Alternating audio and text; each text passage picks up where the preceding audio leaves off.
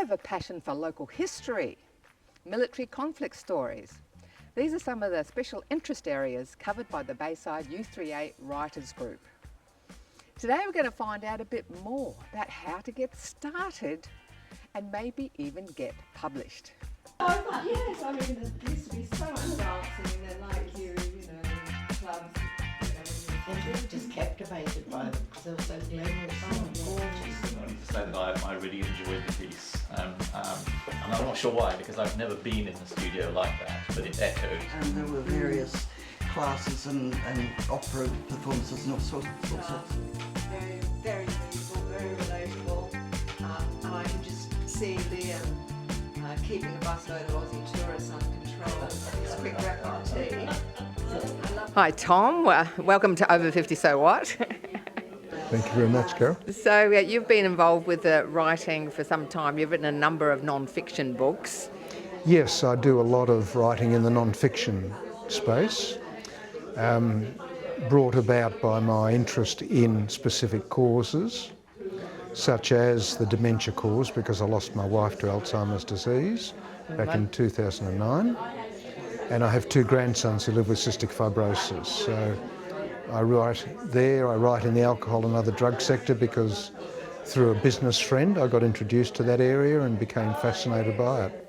So now you write some really important works, and this is obviously a bit of a passion project too, getting the message out about these different medical problems and about, you know, drug and alcohol abuse and dealing with it. Can you tell us a bit more about your books and talk us through each one? Well, apart from these, I've also done several corporate histories, but the book Remember Me, Mrs. V, that was published a couple of years before my wife Marie died. I started writing this when my wife was diagnosed with Alzheimer's at the age of 54. And we agreed between us, while she was still compos mentis, that we'd do everything we could to publicise the cause. And so this book was the sort of the culmination of all of that. We did lots of interviews, we got lots of publicity, lots of coverage, and felt that we participated in helping an understanding of what dementia was all about, and promoting research and you know, development of dementia-friendly communities and that sort of thing. And this one, you just mentioned your grandsons. Yes, this is... I have two grandsons. They live in Sydney. I have 6 grandchildren altogether, and these two both were diagnosed with cystic fibrosis just after their birth, and it's a genetic disease and it's a life-threatening disease. But the good news is that since this book was published 12 years ago, it's almost ancient history, because there's been so much advance and development in the area, and both of them are now on this new wonder drug called Trikafta, which the medical experts will tell you is the nearest thing to a cure.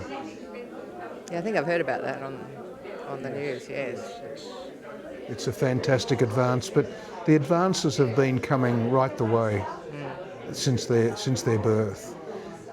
So I still write for their newsletters and their magazines, their online stuff, and I just want to hope that their offspring will not have to deal with what they've had to deal with. Yeah, it's getting easier and easier. Yes, and the belief is that eventually there will be a cure. Oh, that's fantastic, yeah. Great. And what about all your work with the drug and alcohol dependency and the Odyssey House and how that all started, your connection with the task force? Yes, well, it started with the history of a little agency called Task Force Community Agency, that was set up in 1973. And I was asked by a business friend called Ron Barnacle to write their history for their 40th anniversary. And it was a totally new and unknown area to me, and I quickly became very, very fascinated by it, because it's not just the alcohol and other drugs, it's the marginalisation, it's the disadvantage, it's things like domestic violence and all of this that surround the drug and alcohol issue, and to write about it and to learn about it and hopefully to inform and educate other people was a very, very rewarding experience for me. And through Task Force I met Dr. John Sherman, and so he and I co-authored this book.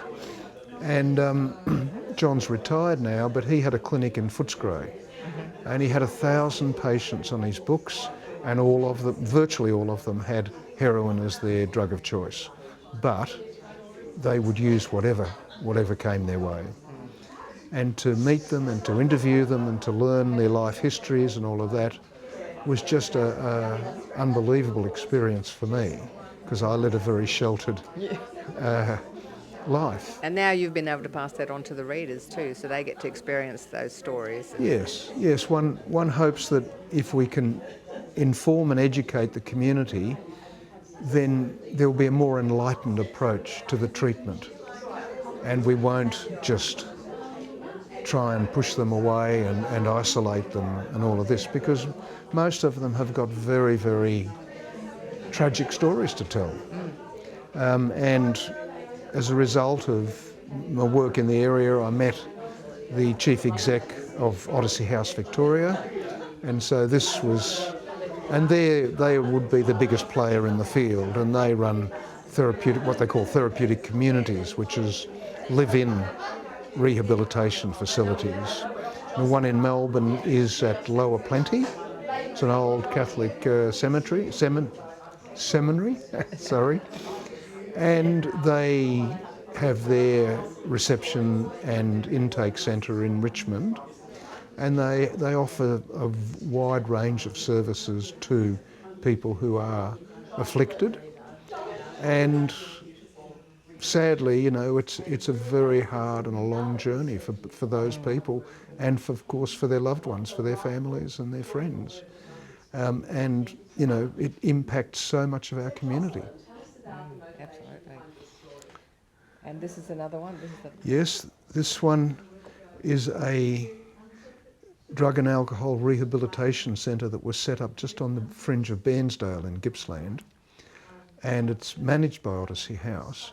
But what impressed me about this was the way the whole community, first the Bairnsdale community, then all of East Gippsland, then of all of Gippsland, came together and set it up. And they got federal funding, they got state government funding, and it is running very, very well, and has, you know, lots of people waiting for rehab opportunities. Well, starting off as a journalist, writing all these amazing works, why are you a member of a writers group? Because I've had a desire to write fiction for many, many long years. Oh, so you're going to break out. And here I'm learning a lot more about writing fiction. We get a word of the month, and I just enjoy letting my imagination run wild. And sort of stimulates your creativity. Yes, it does. Correct, yes. And it's a wonderful thing to mix with other writers and to bounce ideas off each other and to share the creativity, if you like. Thanks for joining us today. I hope you've had some fun, and maybe you've been inspired to write a book, or more importantly, having your hearing assessed. Remember, we hear with our brain. For more information on new audio or any of the guests seen on the show, please visit our website. Connect with us on Facebook, YouTube or Insta.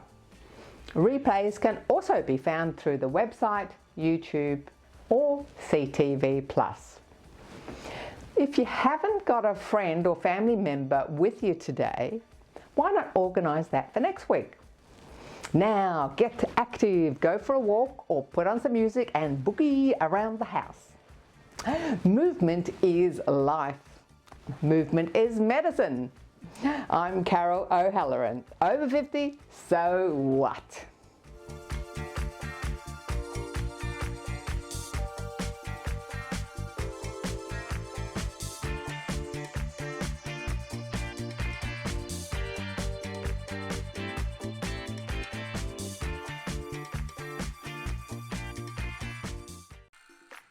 Thanks for watching our TV show. Be sure to hit subscribe and then you'll never miss an episode. Jump on Facebook, join our group, get in on the fun, fitness, wellness and inspiration. I'm Carol, over 50. So what?